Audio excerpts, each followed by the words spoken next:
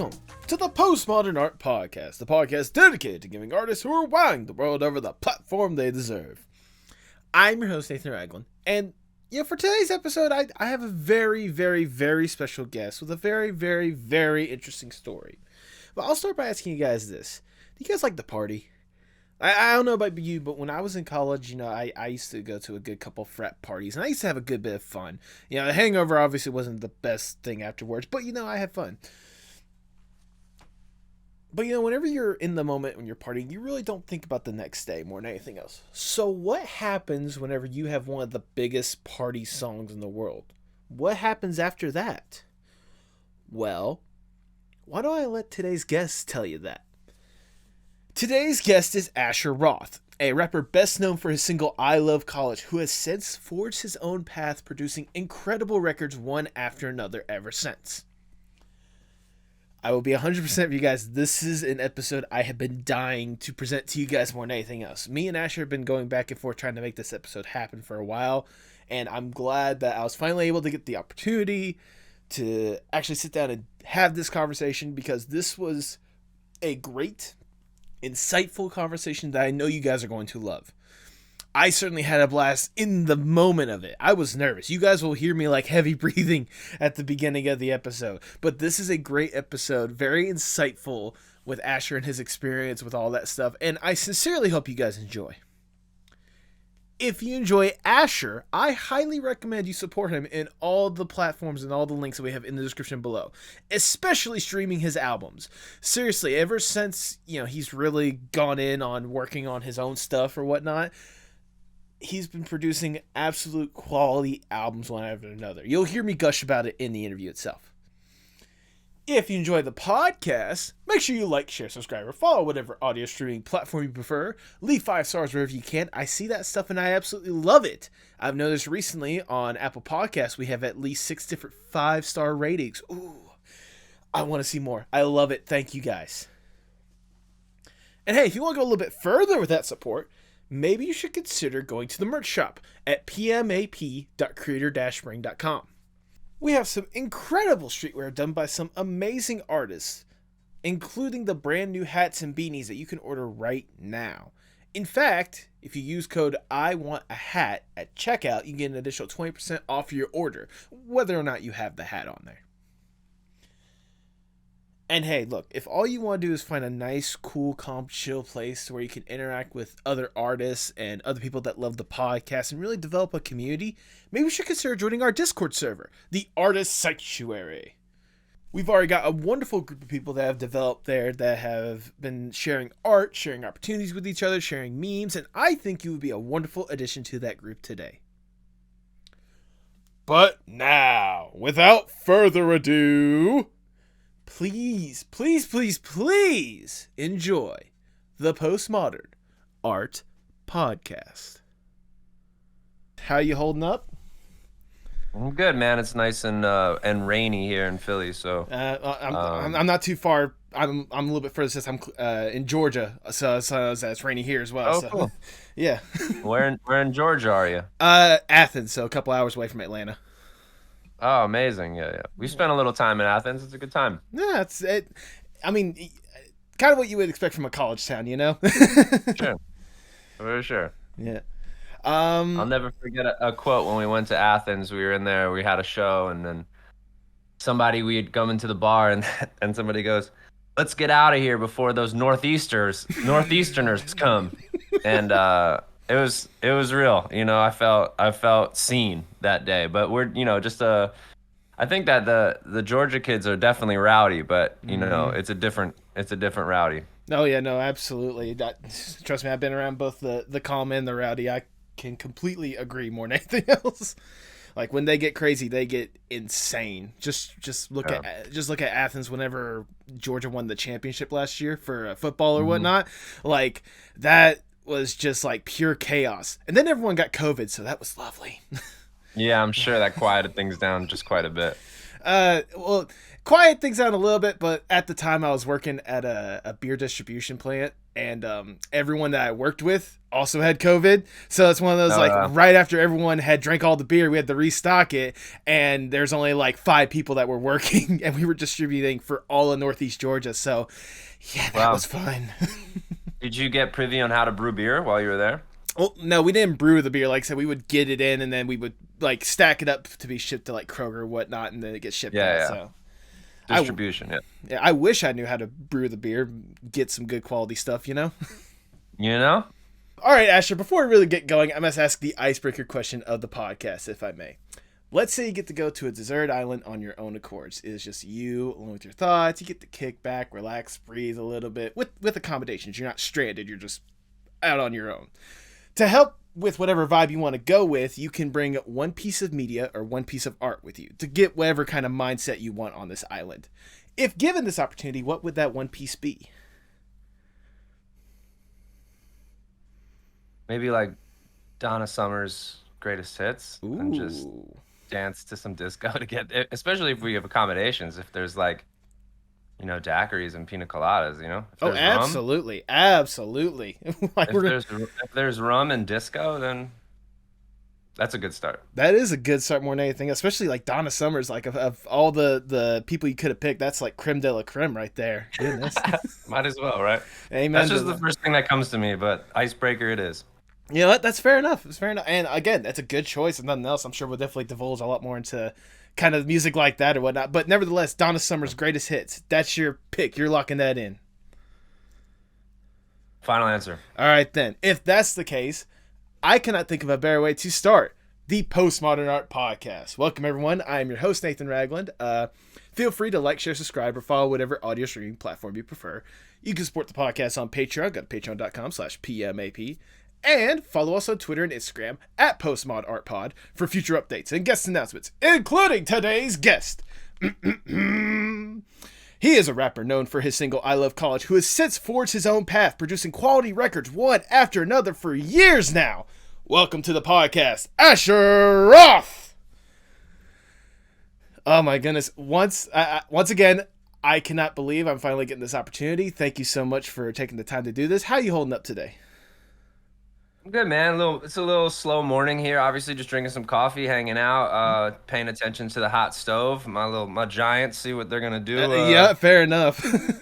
See what they're gonna do. I think we got Mitch Haniger, but yeah, just taking it easy. Obviously, I like the East Coast because of the seasons, and right around here in December, I take the opportunity to mellow out. Amen to that. Amen to that. And hopefully, whenever stuff does happen with the Giants, it's not false reporting like what happened the other night with Aaron Judge. You know what? To be honest with you, man, big shout out to Aaron Judge, and I know he's a California kid and stuff, but I'm happy that didn't work out. I just think it's a bigger guy like that just had his career year, and given a player like that at 31 a 9-year contract really kind of I know it puts butts in the seats for sure, but Yeah. I'm not sure if that was the best play for the team. So I'm happy he's back with the Yankees.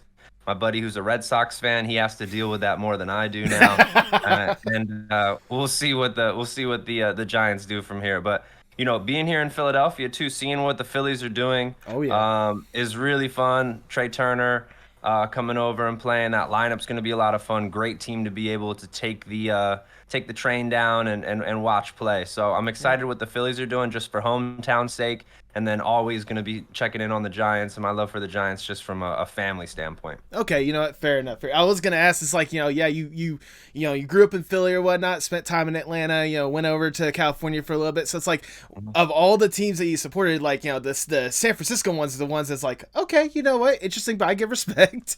Yeah, it's Niners and Giants because of my dad, and so like Oh, okay. those are really the sports franchises that I hold dear to me, mainly because of the connection with my father. And I think that maybe not. That's probably a lot of the reason people start cheering for teams in general. I know some people pick up on players when they're younger, whatever it may be, but yeah.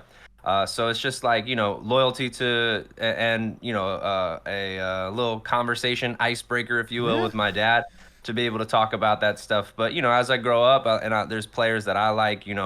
I really wanted the Giants to get Trey Turner, and so for him to come over and play for the Phillies and to be playing down the street is definitely a treat, if you will. Well, there you go.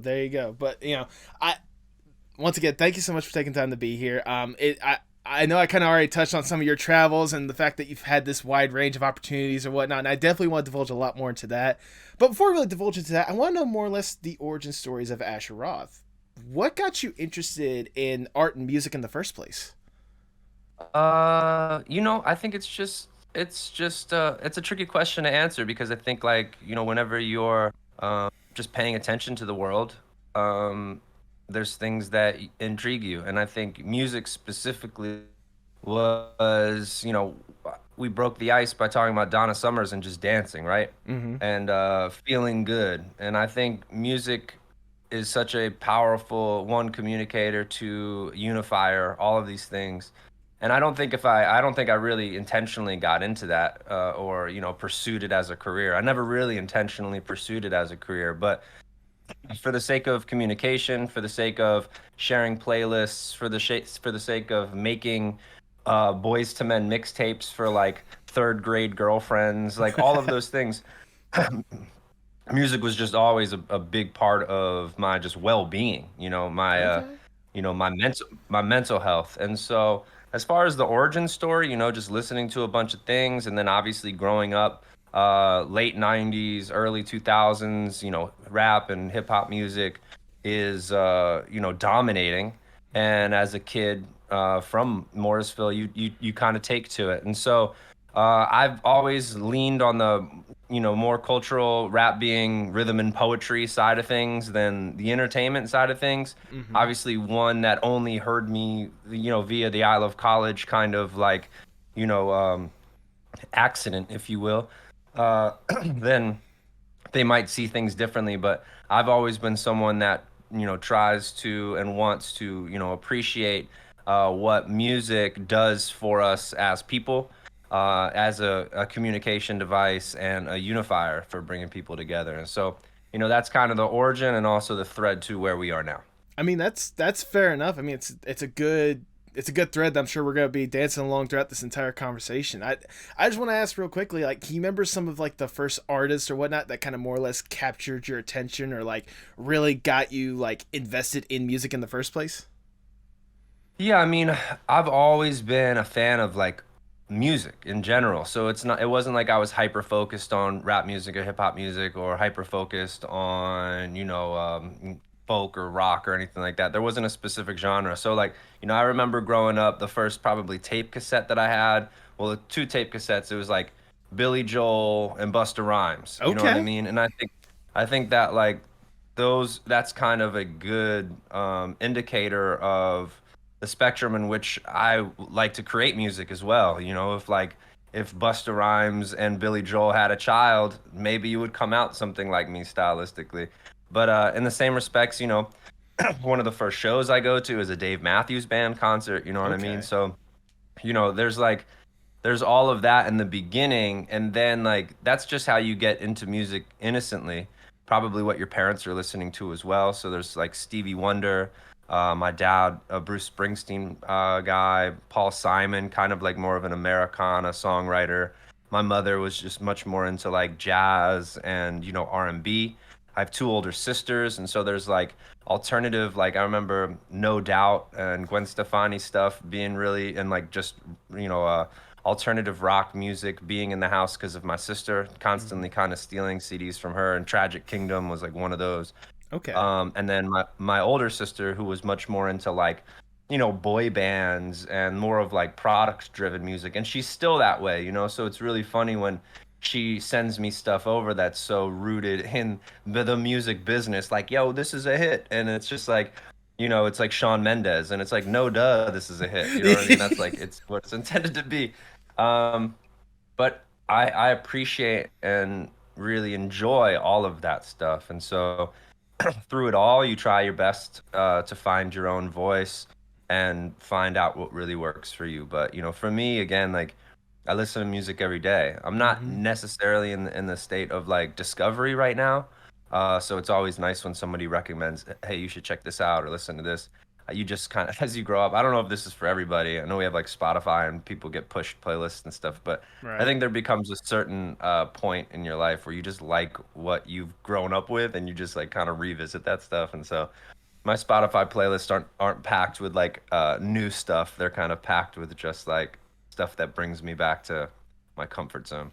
I mean, that's honestly fair enough. And like, even you talking about that kind of stuff, I think about like my own like music discovery journey as well. I know, like, my mom was a major factor in that with like the classic, 80s hair bands or whatnot, Queen and stuff like that. I'm still a major fan of that stuff. My dad, Yeah. my dad's probably like my biggest like musical focal point more than anything else. Like, he introduced me to a lot of like the rock and the rap that I'm both into then, and like was sort of influenced the stuff that I listen to nowadays. Because I try to have Yeah. somewhat of a discovery thing, but I still have my comforts that I go back to, so I totally get that.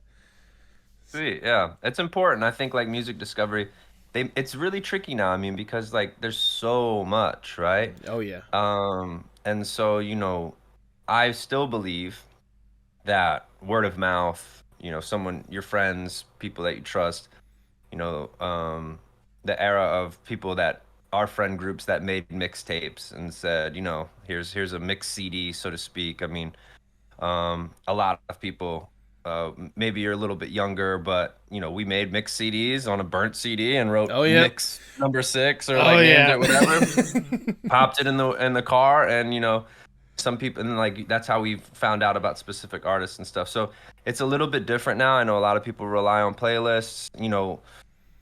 Mixed feelings. Obviously, I'm sure everybody knows that that stuff can be kind of, it's not necessarily organic, that's still kind of curated in a way and paid for in a way.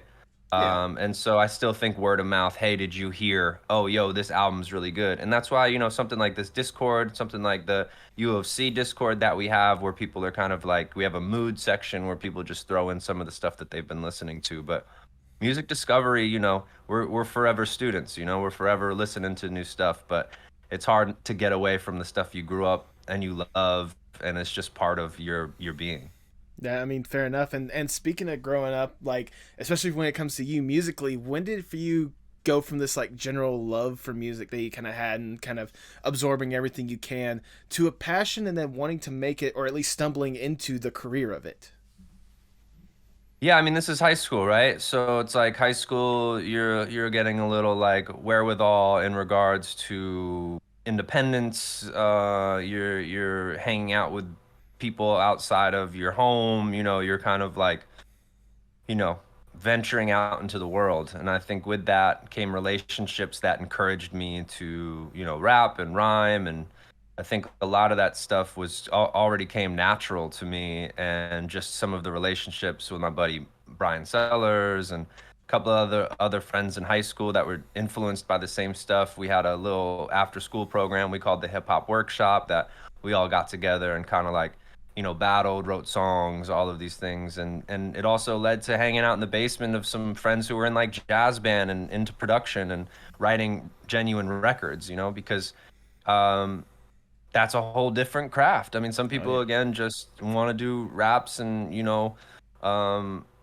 but like they're all different sectors, and I think writing a record is much different than just writing some freeze or like seared foie gras and with Quince and Cranberry is a mixtape that's rooted around verses, not necessarily songs, and then you got Flowers on the Weekend, which is Yep. more rooted around songs, and so definitely different crafts that you need to work on. But I would say that all started to really come to fruition in high school. Okay. Okay. Can you remember some of the like the first songs or the first mixes that you put together or whatnot that you were like personally like most proud of more than anything else? Like, if you were to present Oh, it for today sure. as like brand new, like people would be amazed with it, or at least you'd be proud of Oh, it. I don't know.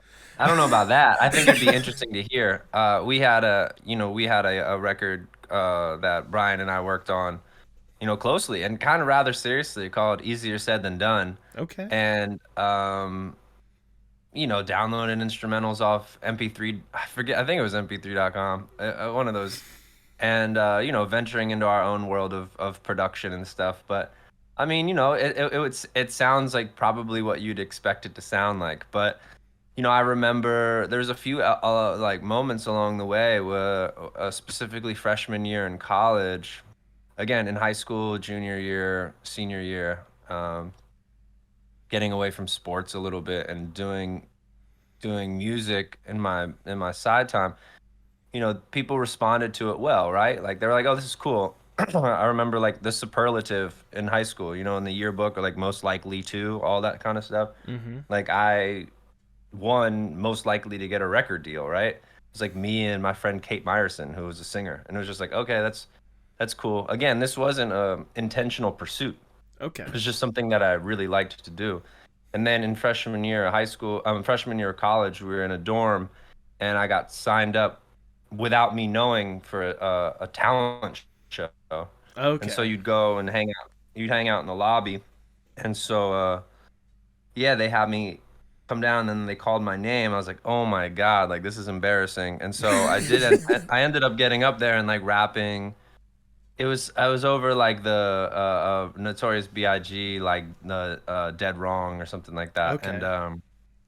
and I won the talent show, and those are just like little things that happen along the way where you get this reinforcement of like keep going, you know what I mean? So I think we all kind of need that. You have your own belief in yourself, and maybe you do have a crystal clear vision when you start off, but for me it was just, I've always kind of been making it up as we go along. And so, which has been nice, because there hasn't been a tremendous amount of like disappointment for me, like because my expectations have always been like, this is fun, this is enjoyable. I've never felt like uh overly disappointed in outcomes, more so just making sure that we can keep the party going. Yeah, I mean, whenever you got the party going, you certainly got it going. I gotta say, I love how like it almost was like foretold more than anything else with that superlative of like most likely to get a record deal more than anything Yeah, else. yeah. So I'm like, I have to know like when did the opportunity for you go from just like toying around with friends or whatnot to actually signing a record deal and get an opportunity to be a part of the quote unquote business. Oh, it happened relatively quickly.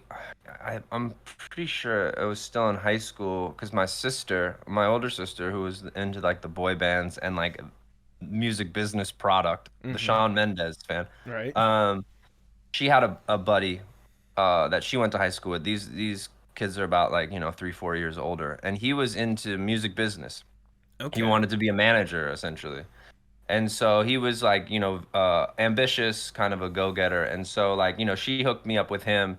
And, in reality, now I don't want this to be the truth, but in reality, you do need, you know, people helping you. Right. You like independent artists have been kind of touted and encouraged more recently, like uh, I think Chance was a big voice for you don't need record deals, but Mm-hmm. in my upcoming in my this that wasn't you still this the end goal is still you need to get a record deal, right? Right. Um, and so that happened early on, man. I was probably like 17, 18. He had me in big studios in Philadelphia, like hanging out with like Vidal and Dre, in Larry Gold's studio on 7th Street in Philadelphia, which is now Milk Boy. But Okay. um, that's where the Roots record, and being around the Roots and like all that kind of Philly scene. And I was doing that pretty early on. So that was nice to get like, a experience with big studios because it's a different experience than just recording at home. I And bet. so, yeah, that allowed me to put together like a EP that some fans find, and it's funny. Again, it's not like something I'm like overly proud of. It's just part of the process. And that was the Just Listen EP, Okay. which that one of the key verses in that off that Just Listen EP is kind of what got me signed. It was an acapella that ended up on the Greenhouse Effect Volume One. Um, Mm. called Just Listen, and it was like a acapella verse. It was just kind of about how we're all in this together kind of thing. And I remember Q-Tip hearing it in a basement in New York when I performed it in a New York basement, and he was intrigued, just mentioning how like white kids in rap music typically don't get to just rap, truth, they kind of have to, you know, dance around and, you know, be the fun white person, so to speak. And so he was intrigued and like really was encouraging me to kind of, embrace truth in what I was doing. And now all of that leads to, meeting Scooter and Mm-hmm. all of those. Again, this is all through the internet, early stuff, MySpace, Yeah. Facebook. This is all 2008, 2009. A lot of this stuff is like, well, I guess the meetings of it's probably 2007, 2008, where this stuff is still in its beginning phases as far as like music business and the internet. And so go ahead. No, I mean, I was just gonna ask. Like, I want to ask more or less, like, what was your mind space like at this time? Like, more than anything else, like thinking about, like, you're working in these studios to where like some big names like the Roots were working, and you're getting opportunities to present your stuff to like Q-Tip and like people like that. You're making connections or whatnot. Like, you're really starting to get something going. What was your headspace like at that point? Because if it was me, I would have been like, it would have been like surreal. Like, it'd be hard for me to wrap my mind around a situation like that. I think it's important to to to really not understate that I didn't want anything. You know what I mean? Like Okay. I didn't have these expectations. So all of this stuff was just fun. The fact that it Okay. was happening, it felt natural and organic. So if I had like expectations, or if I had this like this is what I really want to happen, maybe I would have felt different. But it was all just like, I know this sounds like maybe cliche, but it was just taking these things as they were happening, like day by day. And things just started to speed up much more when after I had met Scooter and moved down to Atlanta. And I Right. think that that's when things really got a little bit more serious. And I tried my best to like keep it fun, right? And I think you can hear that from um, Greenhouse Effect Volume One. Mm-hmm. That is recording in the basement of Atlanta. No, there's no real plan. There's no real budget. There's no like, yeah, I don't even know if there's a record deal at that point because I was delivering pizzas around Georgia Tech campus Oh when Greenhouse wow. Effect Volume One came out. But as far as my mind space was just, I'm just having fun. I'm just enjoying it. We're doing stuff. I come from Morrisville, Pennsylvania. There's not a lot of like exciting things that happen. I mean, we have like a little league baseball team that won in like what? It's in the teammates video. You'll see it maybe 1956. You've Okay. got you got Troy Vincent, who I think is the head of the NFLPA. He's from Pennsbury. You got Zach Woods, who's the big homie. He's in like The Office and Silicon Valley and stuff. But other than that, not a lot of us make it out. So I'm just enjoying the ride at this point, and still am. Yeah, I mean, especially like you said at that point, considering where you came from, the fact that you were just even getting opportunities like this in the first place. Like, you can correct me if I'm wrong. From what I'm saying, you were just enjoying it day by day. Just as is the fact that you were just getting the opportunity and just enjoying it to the fullest extent, not worrying about how much I can get off of this record, what's gonna be the next beat that's gonna top the charts or whatnot. You were just there for the experience.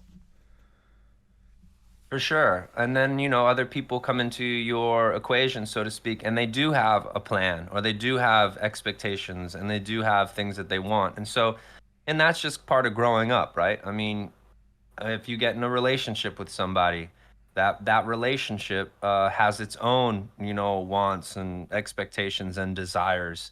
And so life becomes a little bit more collaborative. And so Mm-hmm. that was what was happening in the music world as well. A very honest, organic upbringing, just having fun, expressing myself through a medium that I was inspired by and felt like I was naturally good at.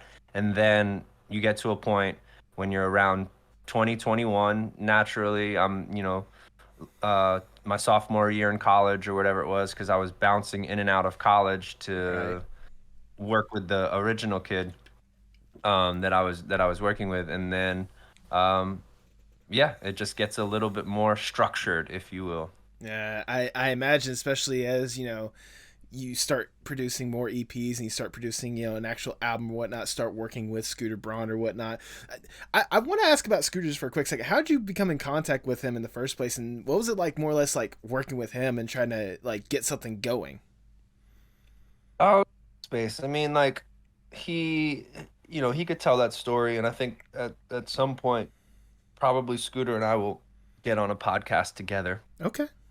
and talk about it. But you know, he the way he tells the story, he has an automatic. Well, I had an automatic friend finder on, and so it was just like adding people.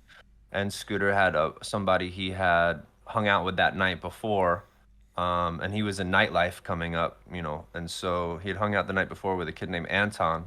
Oh, shout out to Anton, he's a great producer and guitar player. Um, I think he assumed when he got a friend finder from me or a friend request from me that I was Anton or whatever it may be. And yeah, the way I was being promoted again with the earlier kid, like the kid who was helping me with my MySpace and stuff, he you know, hood up, just kind of very uninviting. But um, one of the first track was a song called Family Man, Okay. and it was about coming from the family that I come from. My two sisters, my mom, my dad, my parents are like, so I'm so fortunate my parents are still together, things like that, and just kind of rapping about how I'm appreciative of that. And Scooter is very family oriented. He has a family tattooed on his wrist, and he heard that and reached out to me, and one thing led to the next, and it's just one of those things where if it's an opportunity, some of the conversations we were having, we felt like we were mission aligned at the time. Mm-hmm. And, was talking about coming down to Georgia. And we all know Scooter's story now, what he's written. Like he's a go-getter, he Mm-hmm. makes things happen. And so, he really was inspiring in the conversations that we had had. And, I moved myself down to Atlanta to be kind of in the thick of it, because, where I was in Westchester, Pennsylvania, isn't necessarily a mecca for music and entertainment. Right, right. I mean, like, even getting the opportunity, like, starting out with them or whatnot, getting stuff going and getting like, starting off with those same goals or whatnot, like, it must have been, I'm going to say, almost alleviating, or it must have been interesting more than anything else to, like, have the opportunity to work with someone and feel like you guys were collaborating towards a cool, like, similar goal more than anything else. Yeah, and also someone who's good at something that like I'm not, I'm not huge into self-promotion or just promotion, in general.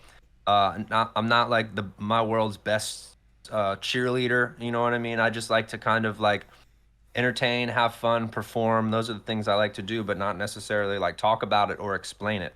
Gotcha. And so, Scooter is and was very good at like, yo, this dude's really talented and very unique, and he would go around and tell people that.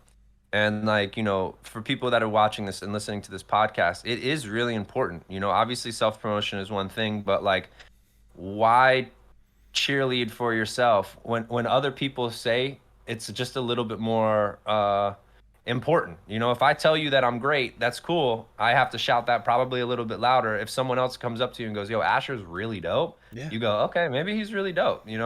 And so that was very helpful for me, having somebody cheer you on and believe in you and believe in what you do. And so, um, it's just I would say I would call it the next step in uh, making things real.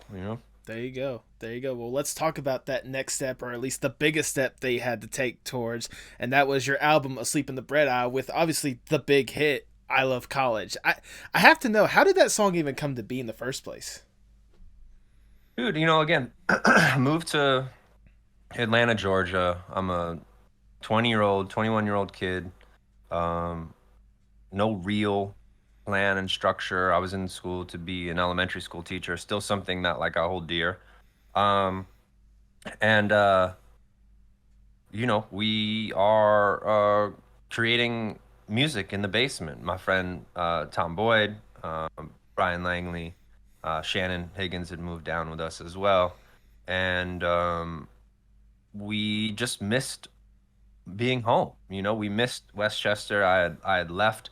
We were supposed to go to Mardi Gras and didn't. And so again, when you're getting in a phase of just making music, these things become kind of like journal entries in a way, right? And so that record, people dropped off beats all the time. Beats were getting sent over all the time, and it just got you get into a phase where you're going through beats and you're writing to them nightly, just for the practice. And that was one of those situations where it's just like there's a beat CD that got left by Mike Karen. We're going through the beats. This one's cool. It's familiar. Obviously, those who know the impetus and like the kind of inspiration behind it initially was the Weezer sample and Mm-hmm. just impeach the president drums. Super easy, breezy cover girl, and we're um, making up stuff. And I remember being at party last night, and I thought it was dumb. The whole you know, nostalgic feeling, sitting there, bouncing ideas back with Boyd, and Boyd really cheering it on and being like, "Dude, you got to keep going."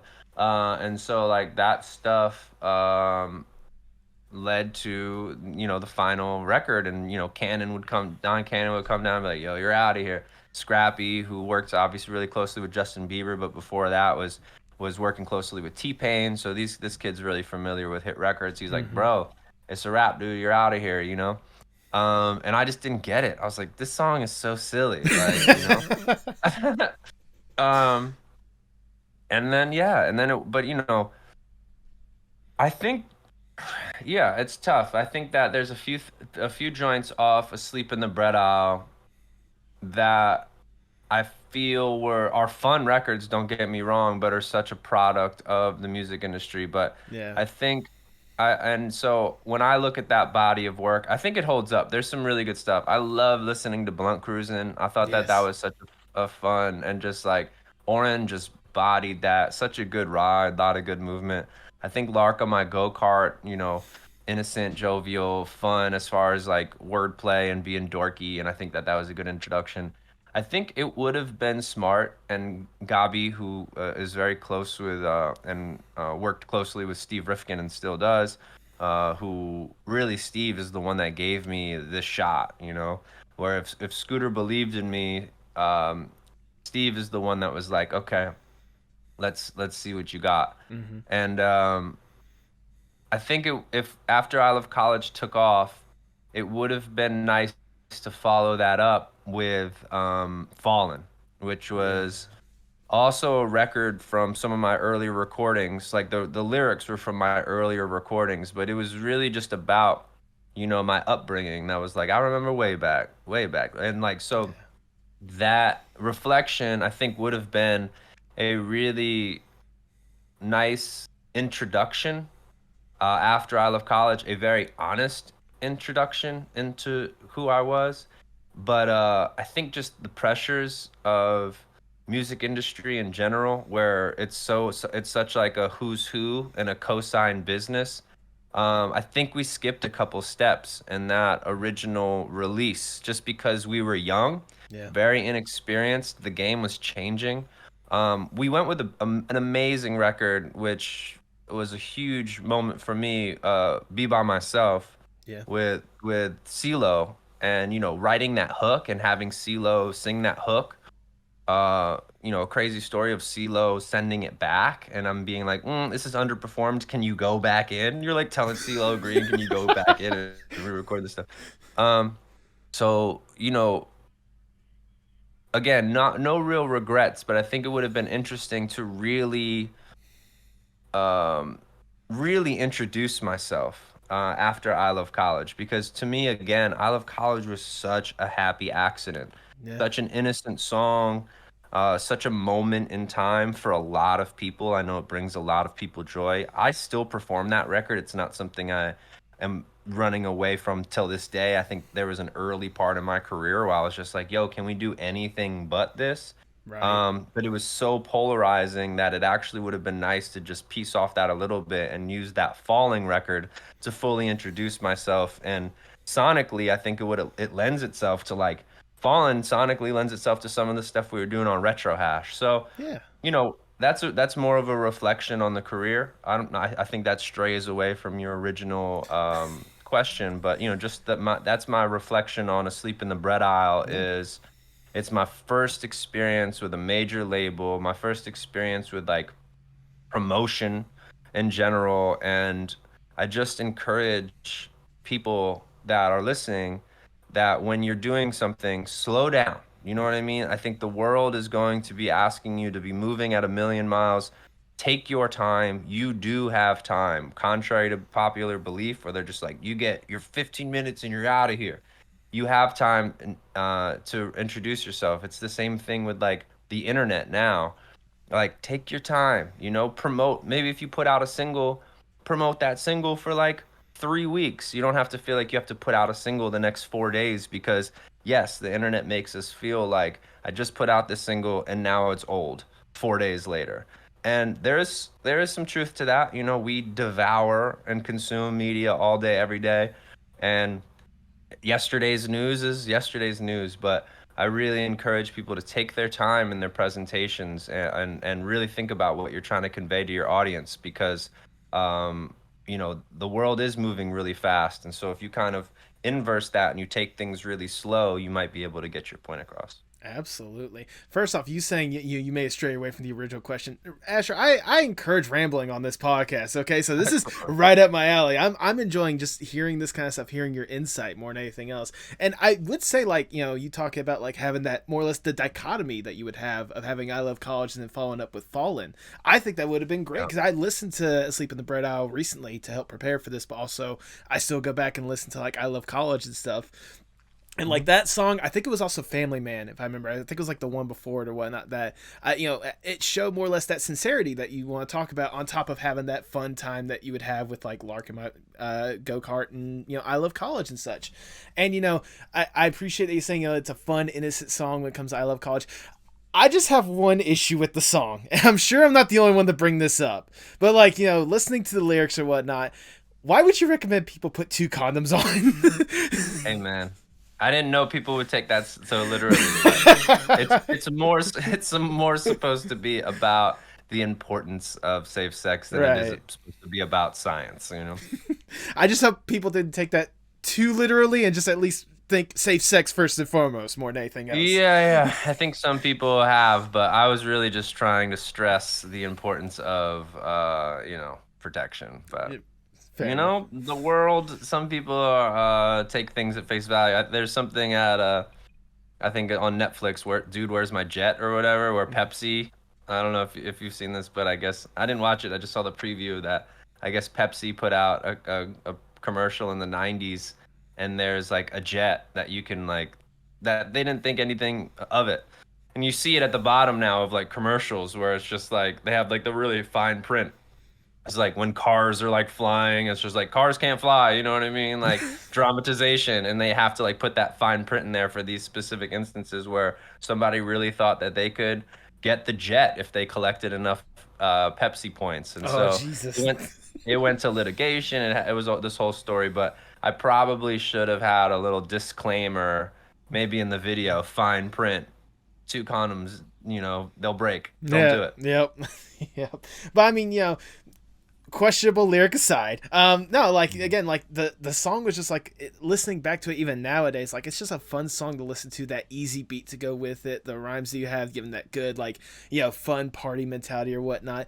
I can only imagine, like, again, you said yourself you kind of stumbled into the success of that, like just seeing not only like how good of a record it was considering how silly of a song it is, but like seeing people cling on to it and it blow up a little bit or whatnot. That must have been like I'm not gonna say surreal. It must have been weird for you to be like, it's a ridiculous song. Why are people listening to this? Yeah, man, and it was life changing. I mean, it literally changed my life, and I think it's also changed people's perspective of me, not in a bad or good way. It changed, what people thought I was and who I was, and now my challenge in my career, even to this day, and specifically after that, was perception, not only of just my audience, but also my record label at the time. I'm trying to stray away and steer towards more, again, some of that original stuff that I was talking about with Q-Tip was like truth and stuff that kind of like matters, and not stuff that's just rooted in entertainment and silliness and mindlessness. As much as I Love College is almost parody in a way of the American collegiate institution. So it's like, but again, that was so fun. It was such an Yeah. innocent time, but like people grow up. But unfortunately, in entertainment, it's really hard without the support of all the people that make things happen to grow up in this industry. You kind of get like frozen in time. And so, for me, my trajectory since then, because I wasn't so focused on entertainment and the next hit, it was personal for me. I mean, like my journey has been, Asher Roth is my real name, Yeah. So this is a personal quest for me of music and communication and collaboration. And since then, the trajectory has been, it's just been kind of leveling out because I'm taking my time in regards to genuinely introducing myself through songs that I'm not worried about from on a mass appeal standpoint. I'm just really truly trying to communicate my how I see the world. And I think from that I've been able to garner a tremendously cool fan base, a tremendously honest fan base. And so I think a lot of people's, if their entry point was Isle of College and maybe not Greenhouse Effect Volume 1, if they stayed on the ride, we truly grew up together. Now, if people only, and a majority, sometimes it blows my mind how that people only know me for I Love College, and you don't even understand how one song can truly change your life, and that is what a majority of people are going to know you for the rest of your life. And you just have to say, that's what it is. I don't really have any control over that. I think for a while I struggled with that from a perspective standpoint of like, all right, how can I continue to color this in a little bit more? Okay, we've got this part colored in. Let's color this part in a little bit more. Let's use some new colors. Are you interested in that? And you would find like a lot of the audience was like, nah, man, we're just trying to like drink. We just want to drink beer. Yeah. Yeah. Like, all right, man. It's been hard. I can't lie. I think it's been tricky, and just trying not to let that steer the ship. Keep it where I was when I was first coming up. Of like, this is fun. I enjoy this. There's no rhyme or reason to this. Let's just do what you do. And I think it's been tricky. We're getting back to it, but it's been tricky getting back to that because of the structure, the expectations, and other people's desires that came into my equation at the time of Asleep in the Bread Out. Right, right. I mean, I'll be honest with you. Like, obviously, my entry to you was I Love College. Like, Sure. it was that, and then I think not too long afterwards, like, because when that song came out, I was like, I want to say like 13 or 14. So I mean, it was like There you go. teenage years or whatnot. So it's like that was my introduction to you. But then, like, not too long afterwards, I got introduced to the song you did with Def Jam, "Grind, Get Ready, It's a Brand New Day," or "Get Ready, It's a New Day," I guess. But then obviously, you know times change, discovery of music changed or whatnot. It wasn't until I want to say like last year, the year before last, that I recently rediscovered you. And that was because I was going to appear on a podcast called James Crowley's Infinite Playlist. And we were going to do this fun playlist idea to where, like, he introduced 10 songs, I introduced 10 songs based on like a concept, we discuss it or whatnot. Um, and I decided to do one that I like to call the one hit wonder redemption tour. Like having people that are only known for one song, but like if you take the time to actually listen to their back catalog, they've got some amazing stuff buried in there that if you just take the time to listen, like deserves another opportunity or whatnot. And I was initially gonna put Grind on there, but I'm like, well, no, if I'm gonna put an Asher Roth song, I want to like listen to his back catalog and like really get absorb the stuff, and being reintroduced to that stuff that you've done, since those early days or whatnot. Like, I was blown away with just every single quality record that you like put out or whatnot. The one that really got my attention more than anything else was from Flowers on the Weekend. Things Change. That song right there, like, I felt like it was, correct me if I'm wrong, but it felt like both a thesis statement on just what your mentality and what your life had just been up to that point, but also kind of a reassurance to the audience of like, hey, I'm still doing stuff. I'm still here to have a good time. It's just like you're basically letting the audience in on you. That's how I at least felt. Like, it was a very personal song. You can correct me if I'm wrong, but it's a Yeah. great song. No, I mean that's a huge one for me, and just sonically too. It's just like it's just a good rap song with like these kind of like psychedelic folk almost vocals for the hook. Working with Rob Deckhart has been a hometown kid for me too. Like coming home and making Flowers on the Weekend was really important to me coming back to Philadelphia, all part of the Yeah. journey. But I appreciate it, man. I think like, that one hit wonder stigma, if you will, it's been tricky. One, Yeah. because it's like some people never even get one, right? So you Right. just want to be grateful and just like happy that like it happened.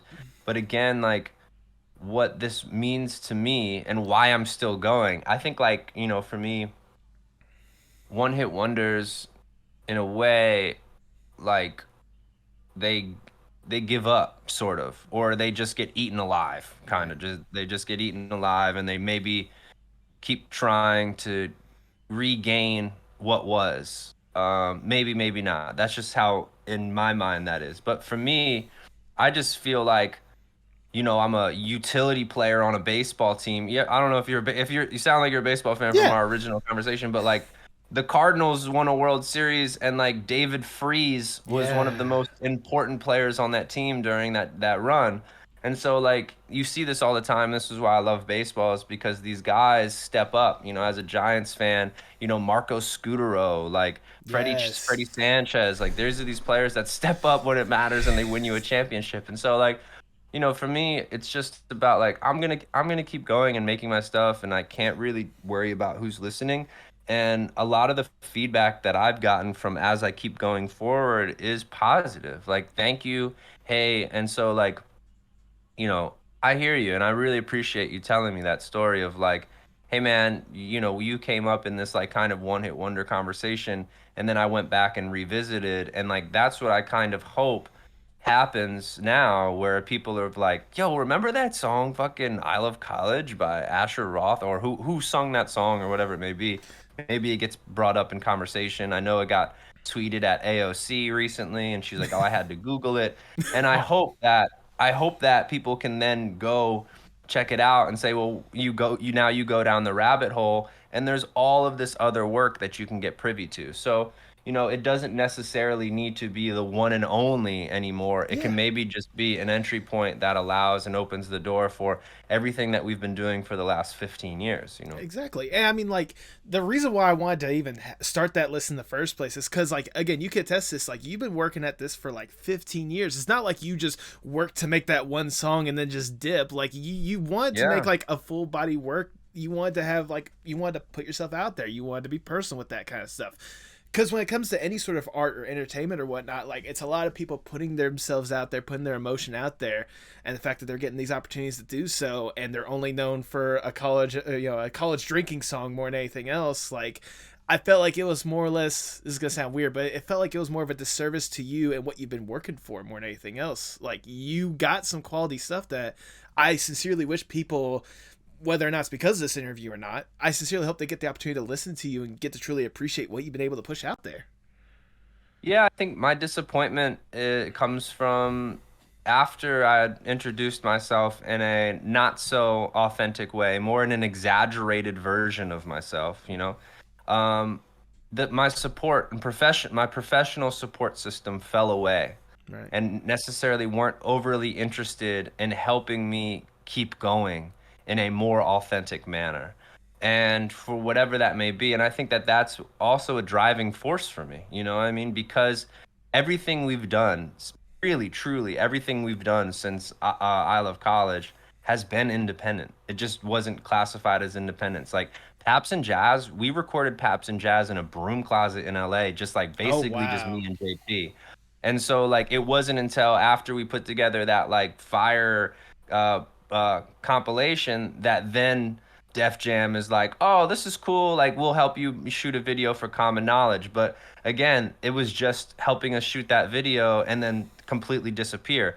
And so, there's the funny conversation with a lot of my friends when we just like reflect on stuff, not that we really often do, but like, do you remember when I was on Def Jam? Because that was like 2 weeks. And so, but what that did do is bring Aristotle into my world. And Okay. Aristotle is a friend first and foremost, and we met on the Common Knowledge video shoot. But then we went on to do other things together. He's shot, the Final Four tour. I don't even know if that still exists on YouTube, but like, our tour footage. And then he shot Rasputin, which was a Knott's little B side that most people. These are things that most people never see.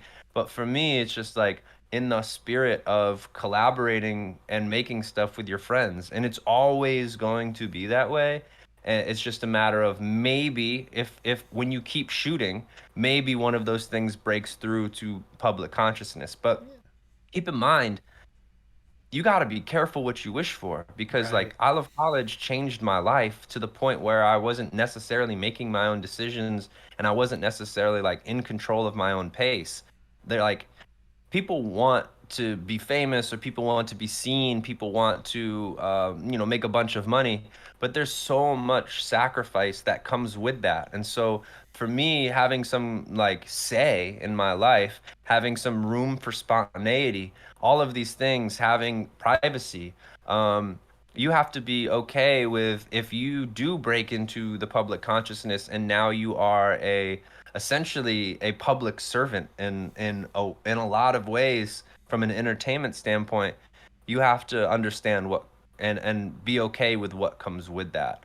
A lot of people are, get sick from exhaustion, and Yeah. it's like all the way down the line from entertainment stuff. When you start talking about the James Browns and the Elvis Presleys and like all of these people who were entertainers for the world, Michael Jackson, Prince, a lot of these stories have really sad endings. And so I'm just trying to keep a balance, because I do really enjoy performing, and I really do enjoy communicating and bringing people together and sharing ideas and rapping and like, wordplay and all of those things. And so, of course, I want to be able to do that for a living, right? Right. Of course, I want to be able to take care of myself and take care of others through this, art form, so to speak. But again, doing it for a living, sometimes, not always, obviously, there's new, outlets for us, the Patreons, the little side hustles, the sellings of this and that you Yeah. can do to help you make a living, so to speak. But there are sacrifices you have to make in order to do that. So, again, my story is still just, I feel like it's just getting started. Oh And yeah. so this first, 15 years that you and I are reflecting on, there's a lot there that I learned from. I mean, I can only imagine. I imagine that's why, even whenever you were in that environment to where you could have just like, I'll just say it, when you could have basically sold out and you could have like gone with the box you were trying to be, that they were trying to put you in with the whole entire I Love College thing. Is that why you had to more or less get away from it and get back to Philly, like just to have that control more than anything else, have be able to forge your own path? Yeah, it's just haunting. It doesn't really come naturally. So like these kind of songs are packaged and they're brought to you and say, "Hey, can you lay some verses over this?" And it's like a really obvious record. You know that it's probably going to be a hit for what it's worth. Not even something that's lasting. It's just something that kind of does numbers. And so it just doesn't feel right. And it just feels forced. It doesn't feel natural. And I think like I'm not sure how other artists might respond to it, but I just can't imagine getting up and performing a record that doesn't mean anything to you. That isn't really even you at all, and you do that for the next X amount of years of your life. It seems kind of like haunting in a way, like you just are stuck with that. And so I guess I was cognizant and conscious of that early on, and I was just like, this doesn't feel right. And like for what it's worth, good or bad, I'm a little stubborn in that way. I'm the baby boy of three, and so in my nature, I would just like I only want to do what I want to do. Right. And so that was, again, don't get me wrong, you would love to make everything you do be a hit. You would love to just be like this fool Asher Roth has 20 number ones. You know what I mean? And just like you just, and you're good, but you just want to do it for like the right way. You don't, Right. because I feel like so much of the music business and even the entertainment business and media business in general, it's just like by the business for the business. You see the Right. Grammy Awards, if the Grammys and some of these things, a lot of the time it just feels like they're giving out Employee of the Month rewards. Like they're not even rewarding or awarding, I guess, like the best album. They're almost like awarding the most successful album of the people that work for them. And so, I don't know. I'm conflicted about a lot of stuff. I clearly have my own experiences in the whole thing, so this isn't like, you know, this isn't gospel. It's just this is how I feel about it, and uh, I continue to kind of conduct my lifestyle based off these early experiences I have, and try to sacrifice and compromise where I see fit. And I think some of the early compromises within character and within catalog were ones in my early upbringing that I didn't see it being appropriate. I mean, that's fair enough more than anything else. I did want to say that when it comes to the Grammys things or whatnot, I feel like that's just the mentality with every single award show more than anything else. I don't know if you remember this, but if you ever watch the show Adam Ruins Everything, he literally just has like a full on discussion about like award ceremonies, talking about how it's just mainly like, people, kissing up to whoever gives the awards or whatnot to give them the nomination, let alone like the award wins or something like that. And it's a common practice that even on the shows themselves they joke about more than anything else. So I'm not surprised when it comes to that. It's a strange thing that we do, but again, like we all came up enchanted by that stuff. I think people do want to win awards and be acknowledged for their work, and like you want it to be real. Yeah. It's the same thing with a record deal or like any of these things. You want this stuff to be, um, hey, real, and you want it to be just. And it's just like there's not a lot of like uh authenticity and justice when it comes to making money. That's fair. That's fair. But I mean, if it's any correlation, I can definitely sense a lot, especially with a lot of the stuff you pushed out in the past couple of years. I can sense a lot of the real you more than anything else. I know I briefly talked about it, but Flowers on the Weekend, that album as a whole, I just love it from like start to finish, and like the dichotomy that you bring upon that with like the seriousness of what we talked about with Things Change, but also with like the fun stuff, like Way More Fun with Lil Yachty. Like that's just a fun beat to just kick back and just relax to more than anything else. For sure. How important was it for you to have that, to get that record produced, to make that, I'm not gonna like, how important was it? Because the fact that, if I remember what you were saying correctly, this was more or less like you getting back to Philadelphia and working on your own stuff. How important was it for you to make that album? Enormous. Just getting back home, I've always wanted to make a record and at home in Philly. And so I think what's tricky about the industry, it's kind of like there's kind of like a dependency or a codependency thing going on, or like a power play. Like you need us. And what's always been interesting with my journey, I don't even know if people recognize this, but like I've never had big producers on my records at all. You know what I mean? Like we'll have appearances that popped up like Busta Rhymes and Carrie Hilson and stuff, and that's kind of a product of the industry, the collaboration, the features for sure. But I mean, like Oren did a lot of Asleep in the Brat Out, Oren Yoel, and he and I, met just through music. This is somebody who was just getting his start with me as well. The Blended Babies and JP doing Paps and Jazz, and Rob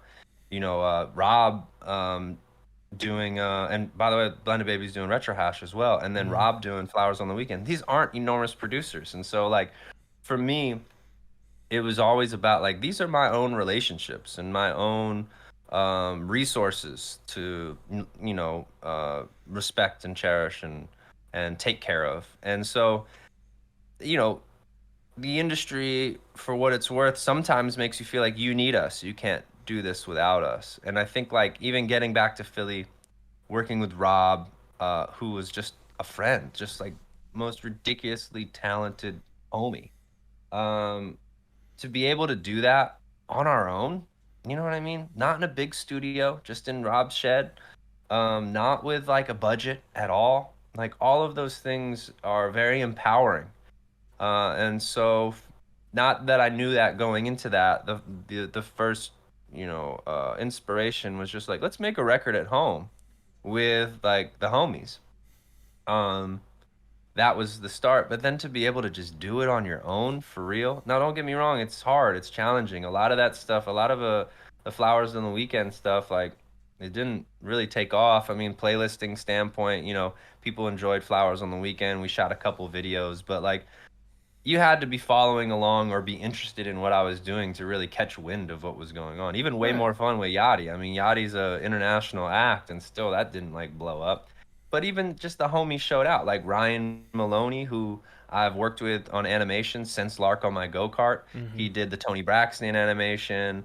He did Apples and Bananas animation, and he showed up for me and did an animation for Way More Fun, doing the how-to on TikTok and all of these things. And so, like, he didn't charge me $75,000 for animation, which animation really does cost so much money. They And do so, cost a like, lot of money. I talk to a lot of animators on this podcast. They cost money. it costs money, it costs a tremendous amount of time. And so, like, again, Flowers on the Weekend represents so much to me because it's just like it's my own community of people that I love and I cherish and I respect, and stuff that you can do for the rest of your life. You didn't call in any like favors or rely on somebody else to help you get that done. And I think that when you have a little bit of self-reliance in your life and you know that you have resources to do a really quality record.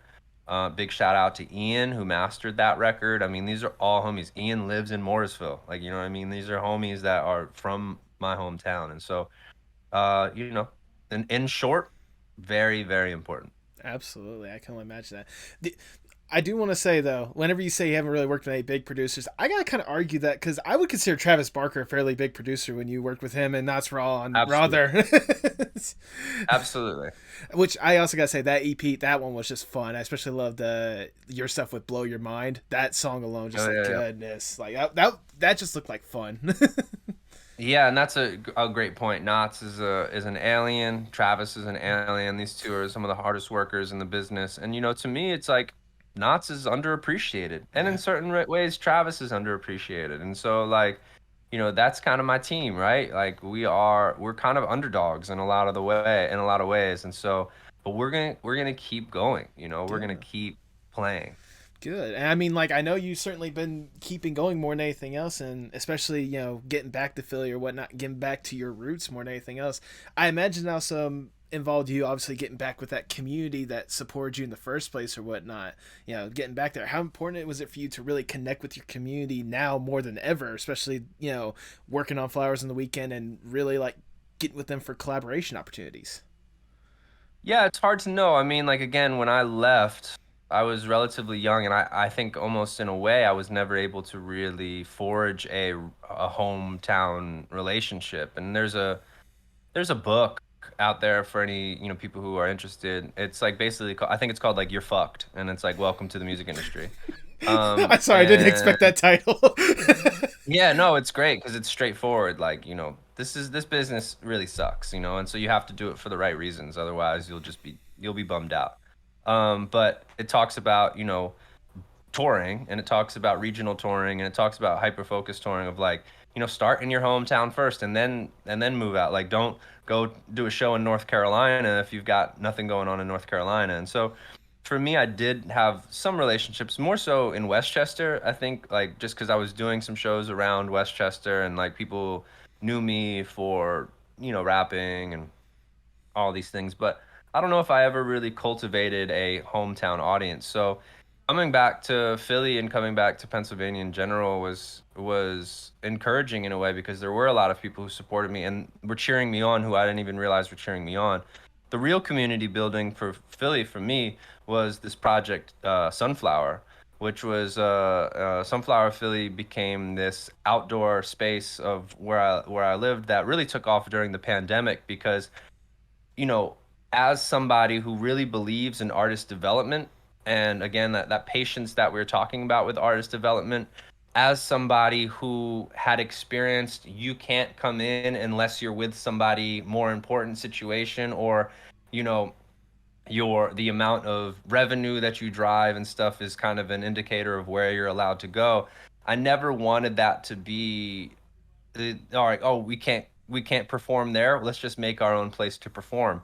And so through like a fortuitous through fortuitous events, meeting a gentleman who was doing development in Philadelphia, and again another happy accident of like a renovation process gone wrong, we were able to create this outdoor park that we developed a stage, and we brought kind of graffiti through, and we like paint the walls and all these things. It's called Sunflower Philly, and it's an outdoor park where I was I was more interested in supporting other people in their creative pursuits, you know, and that could be in entrepreneurship as well, supporting small businesses, supporting local acts who, and maybe even some kids who had never even got a chance to perform before. It was like a place that you can come and make mistakes. And so that actually really helped me develop community because it wasn't about me. And I think like again, you got to be very careful of building a uh you know, I don't want to say a brand or just a life that's so revolved around you.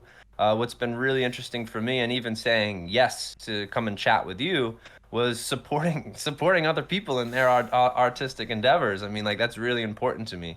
And so again, like it's nice that you want me to hear my story, and I'm glad that I can share some of this stuff. But it's really about you and your persistence and your following up and professionalism that deserves to be acknowledged and rewarded in where your interests and your crafts and your passions are, because I'm assuming that the postmodern art podcast is something that you do as a labor of love, you know what I Yeah. mean, and that should be acknowledged and appreciated. And so same spirit of Sunflower is just like, how can we support other people, you know? And there's not a tremendous amount of money in it at all. If anything, we break even each year.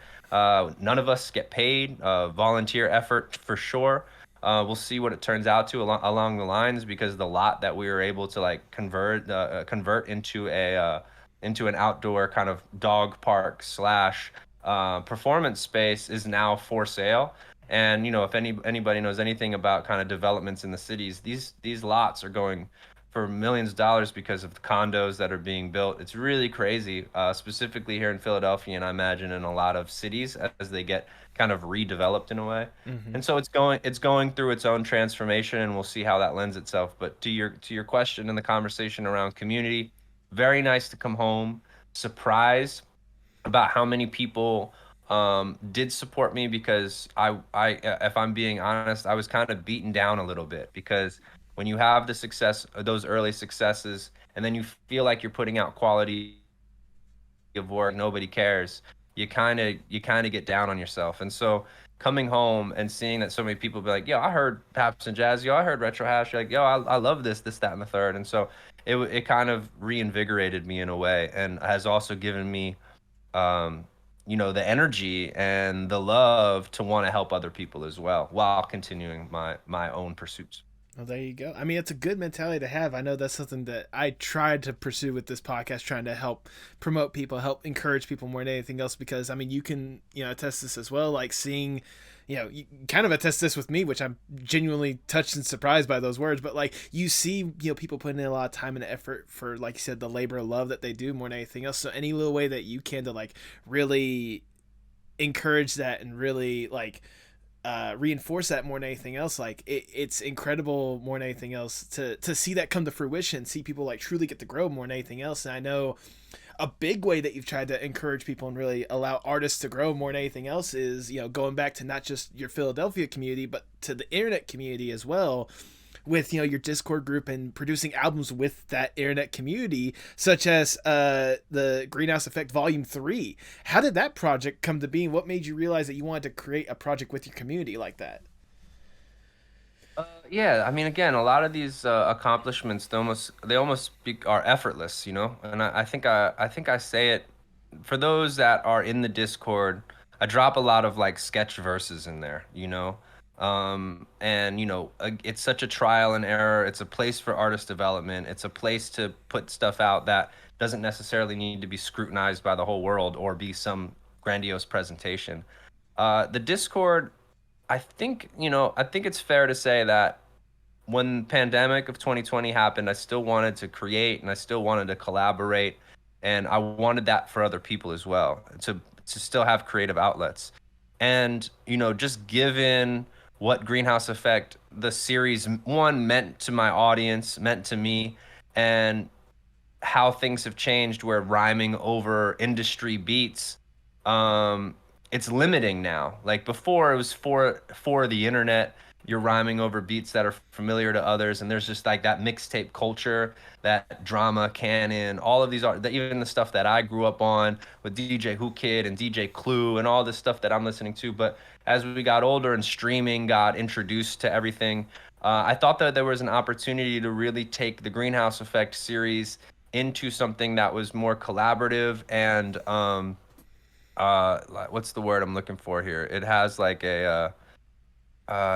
it's like it has like not it's not a thread. I'm losing. It has like a concept. Sorry, it's Concept. like There you go. conceptual. Yeah. Sorry, it's conceptual. And so like the Greenhouse Effect Volume 3 and Discord and the pandemic, it was just kind of this nice perfect storm of like, hey y'all. I remember. I mean, what's the first? There's a first tweet out there that pretty much sums up my thought process of like, let's make a record together, Yeah.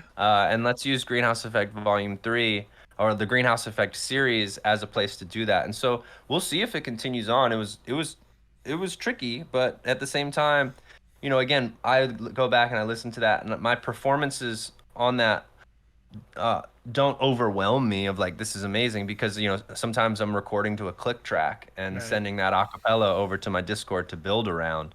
Um, and that stuff, the performance isn't cohesive sometimes with the canvas that gets laid down. But I think we did a really cool job. And again, the most important part of that is community development and like giving other people an opportunity to shine. And I remember introducing it and talking to it about Sway, and Sway being like super impressed of the rappers that were on it. And these are kids that are so talented, but because of the way the internet is and because of the way the music industry is, might never get heard. These are people who have all the skills and power in the world and abilities in the world, and they have like 34 unique users or unique listeners on Spotify. And it's like that's why, when you talk about followers and you talk about numbers and all that stuff, you can't let that be an indicator of your value and your Right. worth. It's just not it's not indicative of how valuable and how skilled some of these kids really are. So I'm very happy again that I have the opportunity and the tools. Discord is relatively new. Um, and even using it to be it was typically for gamers and conversation and discussion. And Discord's been adapting with us. Even Yep. here, right now, we're doing a podcast on Discord.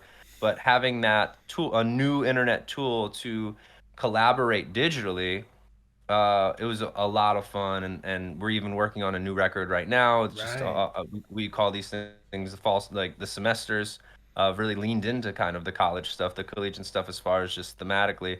And yeah, man, we'll see. There's some really cool recordings, and again, it's just a great space that to come in if you're an artist that just wants to get some yayas out and collaborate with other artists. Like, it's a great place for it. Yeah, I've been more or less lurking in the server here and there, whatnot, seeing the sessions go down or whatnot, hearing some of the incredible beats that people are putting together more than anything else. Like the people that are in that Discord server, if you're listening to this, you guys are all talented. No questions, no hesitation, no doubt, more than anything else. For sure, for sure. Was that Discord how you got introduced to Heather Gray as well? Yeah, Heather Gray, and that's another one. I mean, like that's what's been valuable for me. It's like, when the world slowed down a little bit, Heather Gray is a really ridiculously talented producer from Salt Lake City, from Utah. Okay. And so yeah, I mean, dude, like again, social media is this specific like the Twitters and the Instagrams of the world. It's just this extremely large scope. Being everyone, you don't even realize, and a lot of the people are missing your message, and also you're missing theirs. And so Discord, when I sent out that initial invitation, it really limited and really got our audience down to a small group of manageable people. And so Heather was one of those people that had actually, when I Googled or searched in my work email, he had reached out to me in like 2016 or Oh maybe wow. 2018 to like collaborate, and like it came up. but that stuff just gets missed, because it's so impersonal. You're not even realizing. So Discord and UFC has allowed me to develop a little bit more of a personal one-to-one relationships with people. And so through the challenges that I was throwing out acapellas and having people send back, their rendition, Heather's just, and Andrew, I call him, that's his real name. Andrew's would just always stand out. You're like, damn, this is so good. And so, just again, artist and music discovery, and just using, noticing how talented he was, and working with him on a one-on-one basis, we were able to put out "Why Is It So Gray" out Yep. this past year. Yep. There you go. And EP, shout out to my girlfriend Megan. She actually did the cover art. That is a real Oh. painting. Oh, okay. Um, Yeah, that's fair. yeah, yeah. It's very aesthetically pleasing more than anything else. And so all of those things, but yeah, Discord has been a lot of fun for me, and just again, it's allowed me to work with a manageable amount of people. When people are like, I have 367 million followers. It's just like, what does that even mean? Yep. It's really nice to have a group of, I would say there's probably 900 people in our Discord, maybe getting up to 1,000 people, but really it's about 50 people that we're working with, and going back and forth with, and really creating stuff with, and that's a manageable group of artists to be working with. I Yeah. think once you get past that, once your community gets too big, it's like, what even is it anymore? Absolutely, absolutely. I mean, like, hearing the collaborative opportunities that you've both provided and are creating for others or whatnot, hearing the foundation of what could be some incredible music, not just for yourself but for several people out there, and hearing you coming back or whatnot, going back to your roots, truly becoming comfortable more than anything else. I asked you what your mind space was when you were last in Philly, so sitting here right now, considering everything that's going on, how is your headspace at this point? Like, how are you feeling about like the stuff you're producing nowadays? I'm excited about it. I mean, again, like, I like to challenge myself. I'm in a very like similar headspace to like foie gras, like seared foie gras with quince and cranberry. That reference, like, I'm not trying to make records right now. Like, I'm just like rapping. I'm journaling and writing verses pretty much every day. Everything's very kind of like sketchy and weird and fun, and so that's where I'm at creatively. I think that, like, it's like a new plateau, so to Yeah. speak. And so, from an independent standpoint, I've learned so much from my independent journey. So it's basically like, my major label journey and then my independent journey. And here we are now, about 2 years into the Discord and this digital collaboration.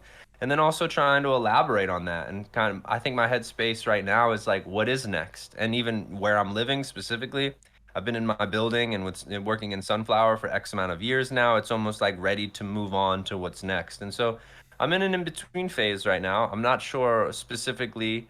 There's nothing that I'm like, this is going to be the next project. I think obviously we're tinkering with the fall semester stuff, Mm-hmm. helping other people get their yayas out.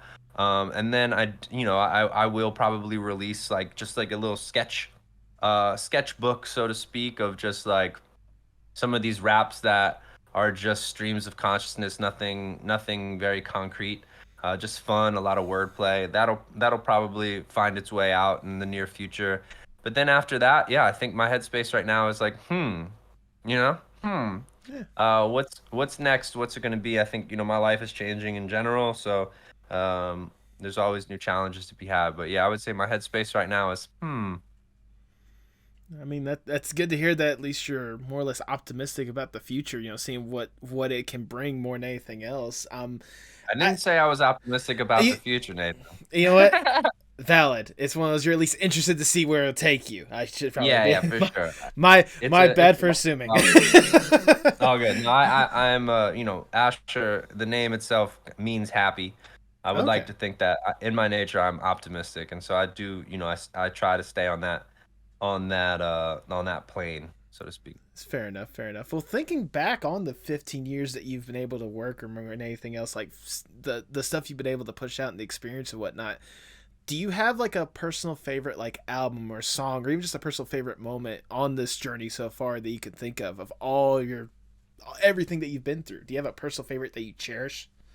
Yeah, I mean, I like seared foie gras with quince and cranberry, just because those who heard it are real ones for sure. I mean, because it comes right after Asleep in the Bread House, so I know you like didn't fall off. And so if you heard this seared foie gras, it's also rather elusive. It's not something that's on streaming platforms and stuff. Yeah. It's just like it's like caught in this black hole before streaming because Spotify wasn't a thing for us. Sleep in the Bread Aisle, seared foie gras, even Paps and Jazz. I'm not sure when Spotify really took off in the United States, but I was very cognizant of like streaming becoming a thing and hesitant in a way.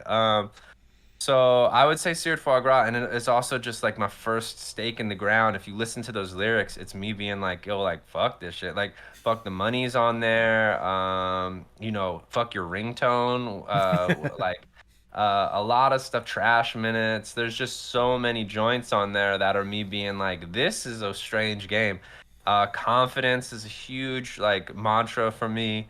There's just the I'm Eddie, which is a big shout out to one Christian McCaffrey, who is now a 49er for my beloved 49ers. I can't believe we manifested that. But it was a shout out to his father, Ed McCaffrey, who when I was watching him play when I was younger, again, granted, but he was just dope. And then now Christian is just as dope, if not doper. And so all that stuff, there's so many things that I'm picking up on, and that was like really my first stake in independence. And I know a lot of people will be like, oh well, Retro Hash is probably my first independent record. It's just not true. I mean, Seared Foie Gras with Quincy Cranberry was me being like, all my support has left. I'm living in New York, and there's really like no North Star. I'm fresh off of my touring with a Blink 182 reunion tour, and there's really no laid out plan. Everybody that I was working with is kind of moving on to a different stuff, and so I just get back to the basics. And I think I say it. It's like back to the basics: white T-shirt and some motherfucking Asics, and it's just like, so that to me is like, all right, I'm getting in the driver's seat, and let's see. I don't know where this is going, but I'm gonna drive this car. And so I would say Seared Foie Gras with Quincy Cranberry is my favorite project to date, just because it's still carefree. It's getting back to just what I love to do, of just like not thinking too much about it, let it happen. And so yeah, I mean, it means the world to me, and it's still kind of an elusive project. So people who say, "Hey man, I really love Seared," I'm like, "You're a real one." I just gotta say, you gotta send it to me because I saw it in passing in mentions or whatnot, but I couldn't find it, so I need to find it somehow and give it a listen. Well, it's So. on SoundCloud, It's on Okay. SoundCloud. Okay. You can give it a listen on SoundCloud, but I got a couple CDs I think that are old pressings, but yeah, man, it's still a CD. That's just Yep. put it at that point. It's still a CD. Hey, don't act like I don't have CDs. I have a couple, although I just got a new Well, car that no, doesn't have a CD player. So. I just mean in like the evolution of music, right? Yeah. Like Right. CDs are modern art, and Yeah. we're doing postmodern art, right? Yes. Yes, we are. I love that name drop right there. um, I'm also like curious because I imagine like with the years you have worked in the business and seeing the people that you have been able to work with, such as CeeLo Green, Busta Rhymes, Travis Barker, all these people like that. Was there ever a project that more or less like, or a collaboration with you that more or less got away, like one that you were like so close to having or like wanted so badly to happen, like because of your connections and whatnot, but it just never came to fruition? I mean, say what you will with him right now. It is what it is, but in his heyday, it was excellent. Kanye was supposed to be on the I Love College remix, and it ended up on the Poker Face remix. But, and I mentioned this on It's the Real a while ago, but that verse where he's like, that's the reason that I love college, like that was supposed to be on the I Love College Okay. remix. And that ended up not coming to fruition. That's fine with me, Yeah. at the end of the day. But that would have been pretty interesting. How the I Love College remix with Kanye West would have been pretty next level. Yeah, because that was that. What was that? That was obviously with I Love College being in 2009, 2010 or whatnot. That would been around the time like right before My Beautiful Dark Twisted Fantasy came out. So that was like right before it really blew up. That would have been interesting to hear. Well, I mean, you can still hear it obviously with the Poker Face one, but still, I think it was interesting more than anything else. But For you know, sure. uh, wow, I don't know why my brain just like short circuited right there. Hey, again, take your time. Yeah, no, I'm good. I'm taking my time, and you know, I imagine that's probably advice you probably want to give for people, you know, especially whenever they really want to get into, hopefully, you know, to the point where you're at right now, just making music comfortably more than anything else. So I have to ask, for the people that do want to be producing music, or at least that do want to be producing some sort of entertainment more than anything else, what is the best advice you can give them? It's just don't stop. It's that's really what it comes down to. If you're doing it for the right reasons, you're just gonna do it. And there's I remember when I was writing my like peace out from it had just reached a point with the record label stuff that I felt like my side of the story wasn't getting heard at all, and so I wrote like a letter that I think got picked up by XXL, but Okay. it was just about doing your thing. And some athletes and sometimes they'll quote it in Instagram, and it's kind of similar to like Grind, towards the end of Grind, that little monologue. But it was just about like, have fun, and don't ever stop doing your thing. It's just like take those chances and do stuff, because when you fuck up or when you fail or if something weird happens, you learn so much from that. Even just the feeling of embarrassment, or even just like that type of stuff is really a game changer as far as like building confidence, because I know comedians go through it all the time. It's like if you go out and you tell jokes and you bomb, that's the worst that's going to happen, Yeah, and true. so like that's what I think is so valuable. And so my advice to anybody is just do it. You know what I mean? Don't think about it. Don't think about what could go wrong. Don't think about what could go right. Kind of go about it with this zero expectations, and just do what it is that you do, and have fun with it. And so like I think if you go that route, I always joke about like, I remember initially I was like, no, there's no way I'm gonna be rapping at like 35 years old. This is me at like 21. Like if I'm rapping at 35, like I fucked up, and like I'm past that. So it just goes to show like you just don't know. But now I'm like I want to be like 67, making some of the coolest stuff I've ever made. Hell yeah. And so yeah, that's what I would say. Is just there ain't nothing to it but to do it. Is just really the truth. Amen to that. Amen to that. Do you ever think just like how weird or how surreal just this entire journey has been to you? Or how often do you think just how weird and surreal your entire just music and art journey, how surreal has it been for you to go along this?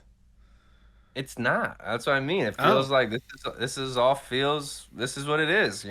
okay. Um, I think maybe early on, but even still, it's just like this is fun. You know what I mean? And so like even when you're around, when you look behind the Wizard of Oz, curtain, and you start to meet some of these famous people and stuff, you Yeah. just kind of like, these are just people. And so the allure kind of wears off. And so I would say I don't think it's surreal. I think it's very much like I feel like I'm doing what I'm supposed to be doing. I feel like I'm where I'm supposed to be. There are some, goals and things that I have set for myself that I would like to achieve, just in regards to, continuing the journey.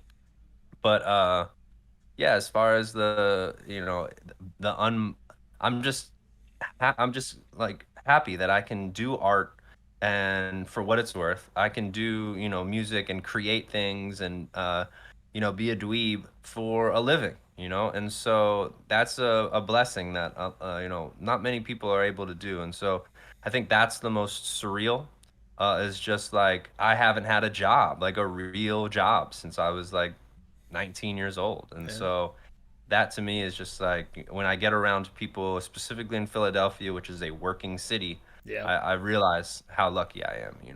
Absolutely. Absolutely. Well, maybe I can bring your luck a little luckier with this next question, if I may, if I can give you more or less the dream scenario. Let's Hmm. say I am Big Shot Mr. Moneybags. I come up to you like, look, Asher, it's not that we don't know you could do some incredible stuff. We've seen what you've been able to do, and we think you could do more with just a little extra push if possible. We have connections to anyone and everyone in whatever industry possible, and more money there should be possible. We could probably be funding so many more like Sunflower Club stuff like that. We'll probably do that in a little bit, but right now we're focusing on you and you alone. If given this opportunity, what would be the dream Asher Roth project? I would personally start with just getting that lot next door. I would purchasing that lot next door and like solidifying Sunflower as a music venue and performance space in Philadelphia, just because it's such a valuable resource for the community, not just myself. Like if I wanted to go outside and DJ records and like play stuff, now obviously neighbors might foo-foo or poo-poo about that, but like at the end of the day, it's like such a valuable resource for everybody involved. So that would probably be the first thing I'd be like, yo, let's like finish this sunflower project. As far as me, I mean, like again, music, you know, working with people who are doing like, you know, I would say I guess it's classified as alternative, but there's just like a lot of dudes and gals out there that are doing some really cool shit. I don't know if I have like that. Again, my headspace right now is so like, Mm-hmm. I think if you were Mr. Moneybags, I would just ask for your support. You know how like Yeah. Leonardo da Vinci, um, Michelangelo's of the world, they're supported by like, they were able to do what they were able to do because they had people that supported them financially, and just said, yo, just paint and make stuff and, we'll pick up the bill. The Medici family and stuff like Yeah. that. So if I had a Medici family that I don't know what that entails historically, maybe that's like a really bad ask because then you might be owned in a certain way, certain way, shape, or form. For me, yeah, I just think like it's so important to keep a little bit of your independence, but for the sake of the game, I would just, ask for you to trust in my visions and stuff. So I think first and foremost would be finishing the Sunflower Philly project, and secondly, I think would be providing tour support for going over to Europe and playing Europe with my band There because you go. I haven't been able to go to Europe yet with like the gang of the recent projects, and so that because that's really expensive, I mean, to Yeah. to take the whole gang to Europe, and I really want to get to Japan as well. And so I would just probably ask for your support to get the tour stuff going because it's a really valuable experience to physically see people one on one. Absolutely. I mean, hey, as Mr. Moneybags, I think that support would be worth every single penny if I could say so Sure. myself. But sadly, we gotta get down from the dream scenario. We gotta get back to reality, and I'll ask the ever so generic question: where do you hope to see yourself, say, 5 to 10 years from now? Oh man, I would love to um have a home.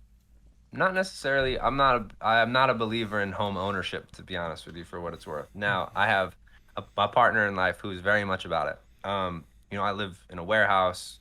It's very we're work. It's like almost a co-op in a way, and which has led to Sunflower Philly. We all kind of like work on certain things. It allows me to make music here, but I think as I'm getting older, I think it does make sense. A lot of my introspection and reflection has been around where do I want to live Mm-hmm. and where do I want to be? And as somebody who has been moving basically every 2 to 4 years, Philadelphia is actually the longest I've been in one place in one time ever in my Okay. life, outside of just growing up in Morrisville. So I've been here now for 6 years full. This is on my seventh year.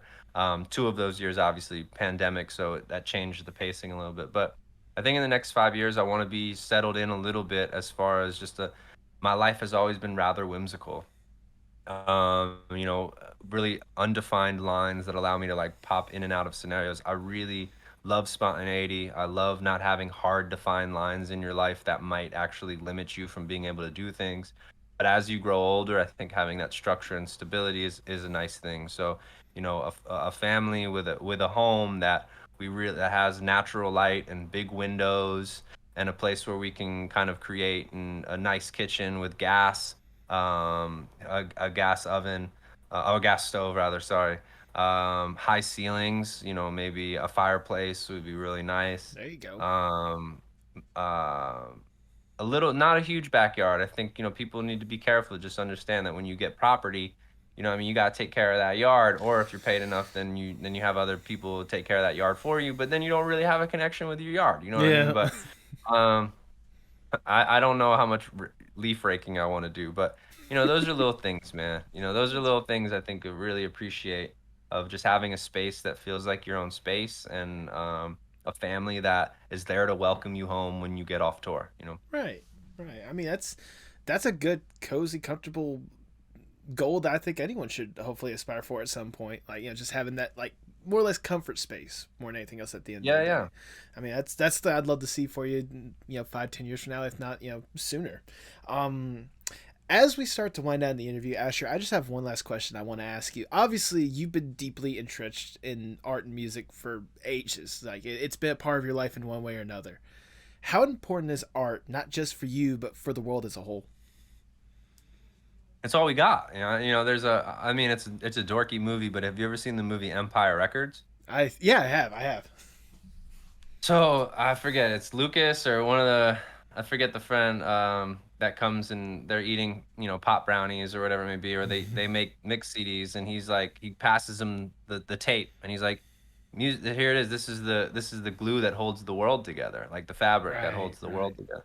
And it's just so true. That's it. This is all we got. And so that's why I get really like, mm, I guess the word would be frustrated, a little disappointed in how much multimedia is manipulated in a way, because humans have a tendency to like want to look at the car crash, right? And so like everything that's like on mass media is kind of like shock jockey now, specifically now, and you see it with like the pressure for over sexualized of women, even over sexualization of like men as well, just like Yeah. these little kind of lowest common denominators, primal things to get people's attention, right? Because we're like titties, yeah, like what I mean, and like arguments and like fighting, like yeah.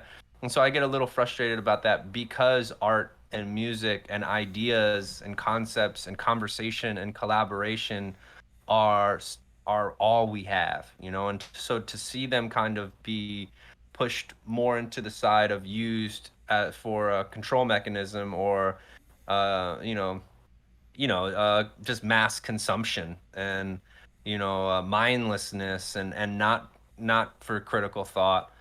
It's just what a drag, right? But that's not everywhere, and it's not the truth. There's still very much an audience that's down to like um think, and they're still down to like challenge themselves as listeners and observers, and there's still people that go to museums, and there's still people that say I don't like this because, what I mean, they don't just say I don't like this, and their because isn't because my friend doesn't like it. It's like they're genuinely like, I'm not really into Matisse because Matisse was just, he just drawing naked girls, you know what I mean, or whatever it may be. So for what it's worth, I did go see Matisse, the exhibit in Philadelphia Art Museum, and I was surprised. I actually liked Matisse more than I thought I did. Okay. Um, but yeah, I mean that's all. It's the glue that holds the world together, and it's really something that we should care about, and it's really something that Mr. Moneybags should support and get out of the way.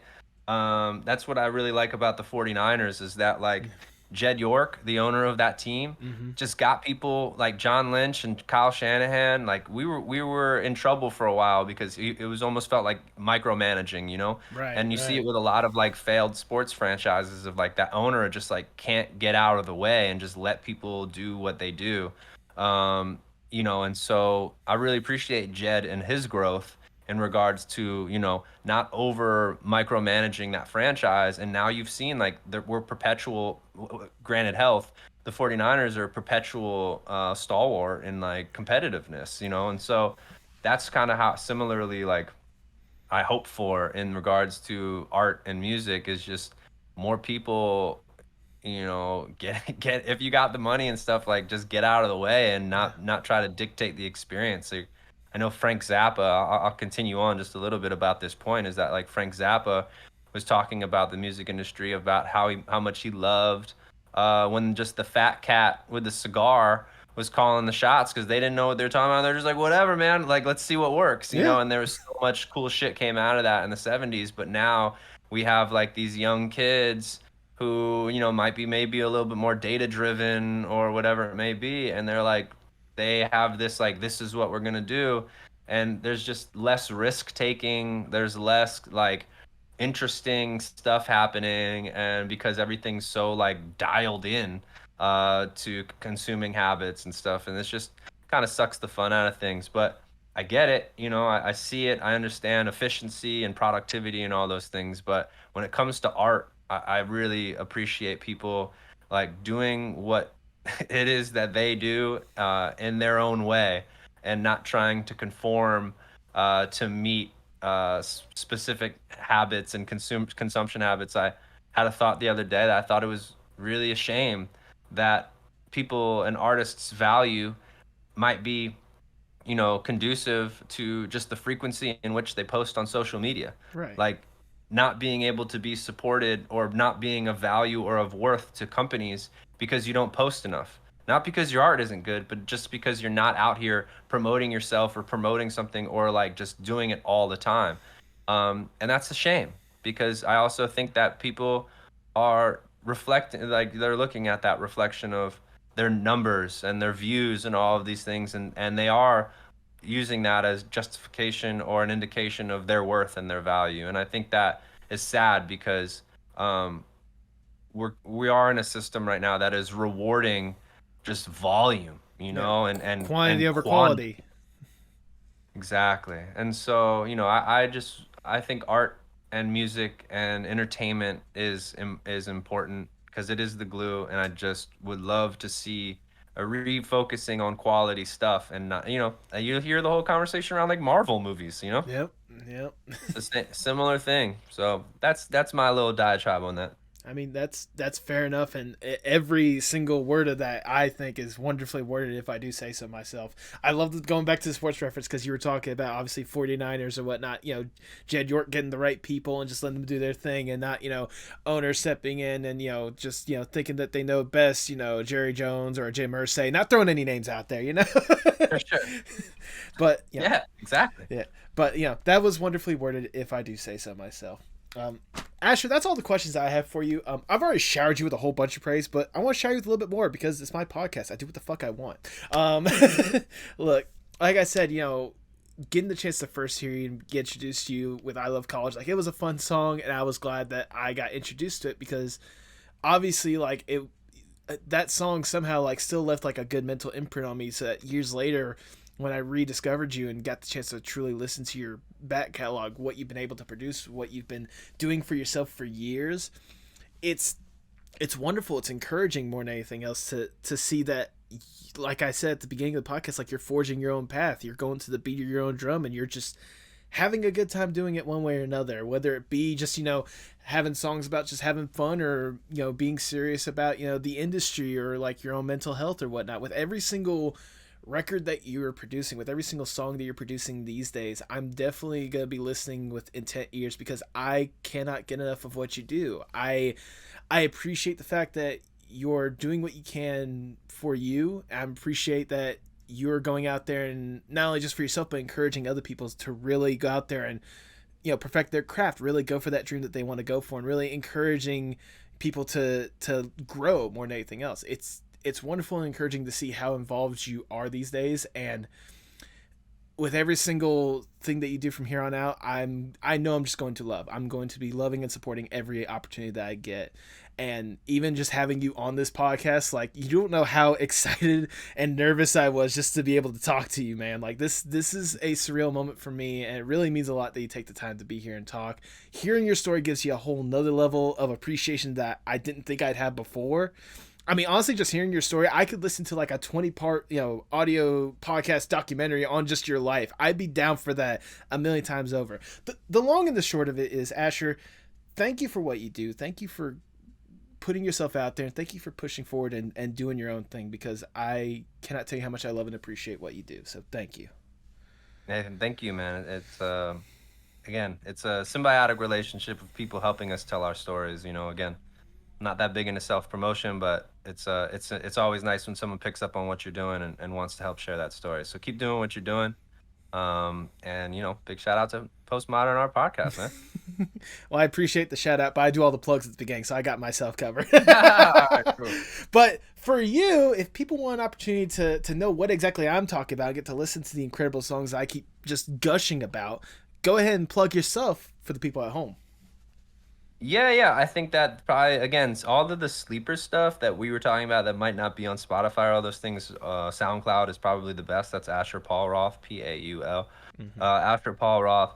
The Discord's a great place to see what's going on in the day to day. A lot of that stuff, again, like people don't we use athletics a lot. Like people don't see the hard work that goes in these things day by day. Just a hit pops up and they go, oh, that's cool. But there's so much little things, even the back and forth. So I would say join the Discord at UOC. A lot of that stuff's on my Twitter. The invitations are on my Twitter, at Asher Roth, ASHERROTH. That stuff's the Discord and the Twitter is where I can go back and forth, or I'll interact a little bit more. Instagram, is at Asher Roth as well. That's more just like like I'll use the stories, and you can just see like when I'm doing a puzzle or some of my favorite ornaments on the Christmas tree. There you go. But for the most part, jump into the Discord, see what's going on, hop on SoundCloud, listen to Seared Foie Gras with Quince and Cranberry. And again, I just think this story is just getting started too. So I think we got another 15 years to go. So now's not a bad time to come check out what's going on. Absolutely. I mean, I'm certainly excited for every single day that, it's going to be for whatever 15, 20, 30 years, however long, you got for this. I do want to say real quickly, the Discord server, my personal favorite channel in there, it's got to be the Cloud Appreciation. Just seeing the gorgeous settings or whatnot, like, oh, I love it so much. You know the deal, man. Exactly. Do you have any final words before we sign off? I don't. I think I think you just nailed it. Appreciating the clouds, These are things that like we're trying to get back to. We have a lot of influences in our life that are speeding things up. And so, take the time, take your time. And do it on your time. And I know that might sound selfish and things like that, but I don't know if you have any regrets, or if anything that you are, disappointed in how it played out or whatever it may be. But, what we're trying to do is limit those. And you can limit those by saying, maybe it didn't turn out how I thought it was going to turn out, but I made that decision. It wasn't somebody else who made that decision. And so, that's what I would say is just like, try your best to do the things that you want to be doing, and so that takes some sacrifice, and say it takes a little compromise, but this world is super fleeting. I mean, we have people and close friends that are getting diagnosed with breast cancer and all of these things. I'm sure we've all been privy to having somebody who just like gets sick out of nowhere. Obviously COVID just took a lot of, so just enjoy those clouds and enjoy those closest to you, and try not to get too carried away with your own ambitions and your own life, because I think what you'll find is these shared experiences, the ones that when you're part of a group or communities or friendship, or even if it's just one-on-one, when you're sharing these things, they become extremely valuable. And so, try to put yourself in those positions. It's very rewarding. But again, Nathan, thank you for taking the initiative and like reaching out on multiple occasions. You know what I mean? Like, we had a little bit of back and forth. This is kind of a conversation that started months ago, maybe even a year ago at this point. And so I think it started back in like April, something like that. Yeah, you know what I mean? So it's like one of those things that like you have to acknowledge and recognize, how did I make this happen? Something that I was nervous about, something that brought me happiness today. Like, you put in the work, you took the initiative, you took a step forward, and that's something that you can pass along as well. If someone's like, "Dang, that's cool that you were able to chat with Asher," like, how did that come about? And you're just like, "Yo, I just did it.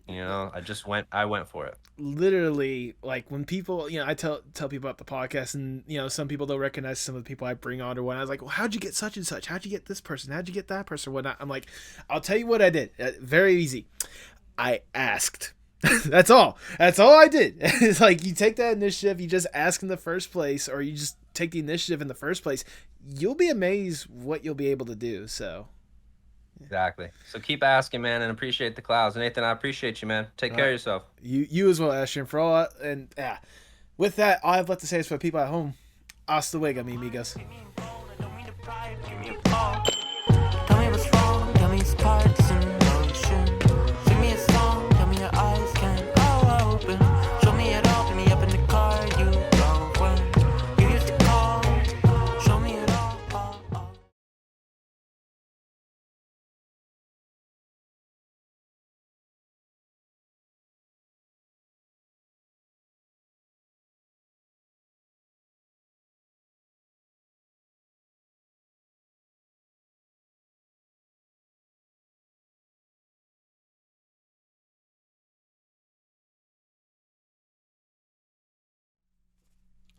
Thank you so much for sticking around to the end. If this is your first time listening, I sincerely do appreciate you sticking up to this point. I know I kind of said this in the intro, and I probably said this a couple times throughout the podcast itself, but guys, this was an episode that I was ecstatic to get going out there, and I'm glad I even got the opportunity in the first place. Thinking back to my history with just the original song "I Love College" and how much it was to me growing up, listening to my dad or whatnot, like it was always fun, and the fact that I got the opportunity to talk to the guy that created it, I guys, I'm not joking. You could probably go back to the episode if you're watching the video version. You can see where like I'm shaking for this opportunity. Asher, if you're listening up to this point, thank you once again for even the opportunity to talk to you in the first place. The conversation we had was all I could ever hope for and then some. It was incredible. Your insight was what I was craving. The vibe you just brought more than anything else, that's the kind of conversation that I want. And especially with Asher, like obviously everyone knows him for the song "I Love College," but like seriously, like this is the kind of conversation I always wanted to have with someone that has always been known for like one thing or known for one song. But like as you can tell from our conversation, as you can tell from the records that we had mentioned, the songs that we had mentioned, there is more to them than just that one song. If there's one thing I've learned when it comes to artists and musicians, if there's one thing I've learned from them, is that it's not always just simple, dry cut, make the song, get out. They put everything they can into it. Listening to other artists that I absolutely love and adore, like Tyler the Creator, Lil Sims, Bickle, Left at London. Hearing artists like that and hearing how much they put into their art every single time they push out something or whatnot is something I always love and appreciate. And with some artists, they get the opportunity to tell multiple aspects of that stories, and people get to gravitate to that and cling on to it. For some people, they just get the one song and that's it, and that's a disservice to that artist, in my opinion. Which is why, if you haven't taken the opportunity to listen to Asher stuff, I highly recommend you go through. You listen to the fun songs that he has. That's a good vibe and a good time at the end of the day. You listen to the sentimental songs that mean a lot. You listen to the songs with a message that's trying to push out something, because Asher puts in the time and work. Asher does what he loves at the end of the day, at least in my eyes. He puts himself out there and he's having a good time with it, whether it be his own personal stuff or something he's working with other people. Like, I can tell that with every single project that he does, and that's why I love and admire about the guy. And I sincerely hope that, once again, if you guys haven't taken the opportunity, like soak in his stuff. Like it's a great listen at the end of the day. That's all I'm trying to get at. And for every other artist out there, whether it be music or not, the stuff that he said throughout the podcast, especially the stuff about looking for help and community and all stuff like that, take that stuff to heart more than anything. Like for him, like he's gone through this kind of stuff.